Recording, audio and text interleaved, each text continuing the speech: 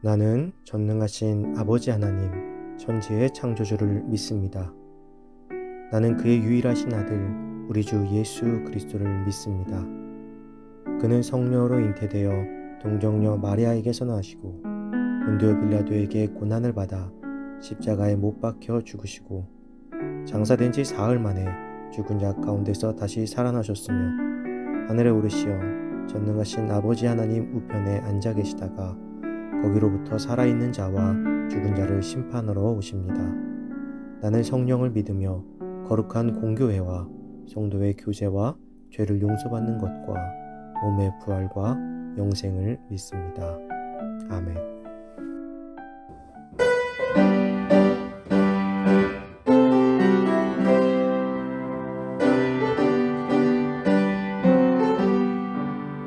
주의 음성을 내가 들으니 살아간단 말이세.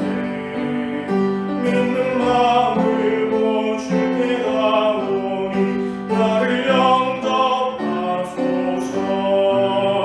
내가 매일 십자가 앞에 더 가까이 가오니 그새 고백비로소 나를 정케 하소서. 주여 넓으신 은혜 베푸사 나를 받아주시고 나의 푸른 길 주의 뜻같이 되게 하여 주소서. 내가 매일 십자가 더 가까이 가오니 그새 주의 흘린 보배 피로써 나를 정케 하소서. 주의 보좌로 나갈 때에 어찌하니 기쁠까. 주의 얼굴을 항상 배우니 더욱 친근합니다. 내가 매일 십자가 앞에 더 가까이 가오니 그새 주의 흘린 보배 피로써 나를 정케 하소서. 우리 그 주의 넓은 사랑을 증명할 자 없으며 주가 주시는 참된 기쁨도 헤아릴 수 없도다. 내가 매일 십자가 앞에 더 가까이 가오니 그새 주의 흘린 보배 피로써 나를 정케 하소서.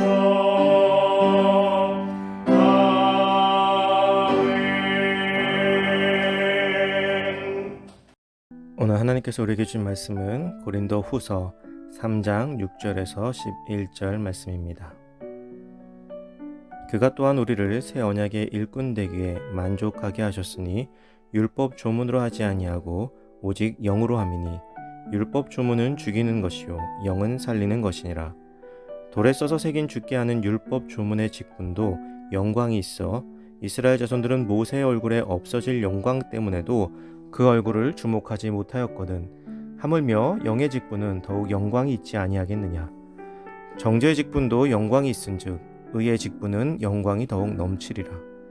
영광되었던 것이 더 큰 영광으로 말미암아 이에 영광될 것이 없으나 없어질 것도 영광으로 말미암았은즉 길이 있을 것은 더욱 영광 가운데 있느니라. 아멘.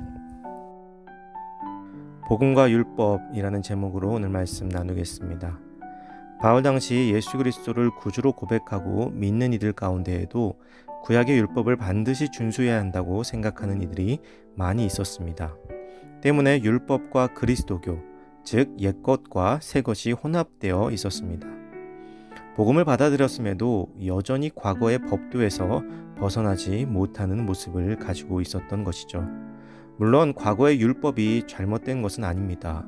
율법은 너무나 좋은 것이죠. 지키면 지킬수록 더욱 좋은 것입니다. 그러나 그 율법의 기준을 가지고 다른 이들을 판단하고 정죄하는 도구가 되어 진영 간의 싸움으로 커지는 것이 문제였던 것입니다. 율법을 스스로 지키는 것에 대해서는 누구도 뭐라 할 것이 없습니다. 우리가 잘 알고 있는 율법인 십계명만 봐도 당연히 우리가 지키고 따라야 할 것들 뿐이죠. 그러나 율법을 지키는 문제를 가지고 지키는 사람들이 지키지 않는 이들을 향해서 무기로 사용했던 것이 문제가 되었습니다. 그리고 또 그 반대의 문제도 있었습니다. 새로운 것을 받아들인 이들에게는 율법이 구태의연한 과거의 산물로 여겨졌기 때문입니다. 자기에게 좋은 것을 받아들인 후에 그것을 좋게 사용하면 되는데 오히려 그것이 서로에게 무기가 되었던 것입니다. 사도 바울은 이 율법의 문제에 있어서 옛 언약의 직분과 새 언약의 직분으로 비교하며 그들의 나아갈 방향을 제시하고 있습니다. 우선 여기서 말하는 율법은 모세의 율법입니다. 모세의 율법은 무언가를 하라 혹은 하지 말라는 행위의 기준을 두고 있습니다. 앞에서도 언급했듯이 율법은 자기 스스로에게 주어지는 규율입니다. 율법 안에는 어떤 생명도 없고 또 다른 사람에게 생명을 줄 수도 없습니다. 그러나 나는 율법을 지키는 것을 통해서 나 자신을 바르게 세울 수 있죠. 예수님께서 말씀하신 것처럼 율법은 엄격하나 그 안에 자비와 사랑이 없었습니다. 그래서 잘못을 저지른 자들에게 아무 꺼리낌 없이 돌을 들 수 있었던 것입니다. 즉 율법은 형식에 얽매인 삶을 살게 만듭니다. 주님께서는 우리에게 자유를 주셨는데 그 자유를 누리지 못하게 되는 것이죠. 벼룩의 한계라는 말이 있습니다. 벼룩은 보통 자신의 키의 수만 배에 달하는 약 2m 가까이를 뛰어오를 수 있다고 합니다. 그런데 1m 높이 정도의 투명판을 설치한 상자에 이 벼룩을 넣어두면 뛸 때마다 1m 높이에서 부딪히게 되고 결국에는 그 투명판을 제거한 후에도 1m밖에 뛰지 못하는 상태가 되어버리고 만다고 합니다. 율법은 잘못된 것은 아니지만 스스로의 자유를 벼룩의 한계처럼 제한할 수 있는 문제가 생깁니다. 반면에 새 언약의 직분은 영으로 세움을 받았습니다. 영으로라는 말은 하나님의 새롭게 하시는 성령을 의미합니다. 성령은 예수님께서 승천하신 후에 그리스도 안에서 보여주신 진리, 즉 하나님의 사랑을 깨닫게 하시고 그 사랑 안에서 영원히 살게 하시는 하나님의 역사인 것입니다. 모세는 시내산에서 율법을 받아들고 내려왔습니다. 그때 그에게 하나님의 영광이 임했습니다. 그러나 그 영광은 일시적인 영광이었습니다. 율법을 지키는 것은 일시적입니다. 평생 법을 잘 지키고 살았어도 단 한 번의 실수로 우리는 누구든지 범법자가 될 수 있습니다. 평생 율법을 잘 지켰어도 거기에 얽매여 있다 보면 단 한 번 어긴 율법으로 인해 평생의 족쇄가 될 수도 있다는 것입니다. 율법은 죄를 정죄하기 위한 수단이었습니다. 그리고 안타깝게도 그 누구도 율법 아래에서 그 정죄를 피할 수는 없습니다. 하나님은 우리의 심령을 보시는 분이시기 때문이에요. 그러나 새로운 직분은 의의 직분, 의롭게 하는 직분입니다. 의롭게 한다는 말은 죄 아래서 결코 의로울 수 없는 우리를 의롭게 한다는 기쁜 소식이죠. 그래서 복음인 것입니다.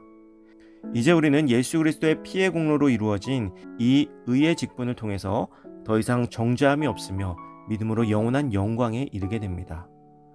우리는 이러한 영원한 영광에 이르는 자들입니다. 그런데 여전히 교회 속에는 율법주의자들이 많이 있습니다. 스스로 세워놓은 율법을 가지고 사람을 판단하고 재단하고 또 정죄합니다. 그렇게 우리 안에 있는 그리스도의 은혜가 사라지고 마는 것이죠. 우리는 죄로 인하여 죽을 수밖에 없는 존재였지만 그리스도의 속죄함의 은혜를 입었습니다. 더 이상 율법에 머무르지 않고 사랑으로 그 속죄함의 은혜를 나누는 우리가 되어야 합니다.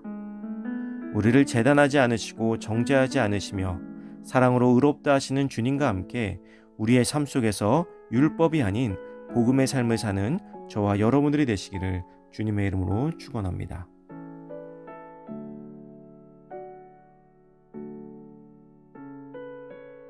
이 시간 주어진 기도 제목을 놓고 기도하고 또 각자의 기도 제목을 가지고 기도하도록 하겠습니다.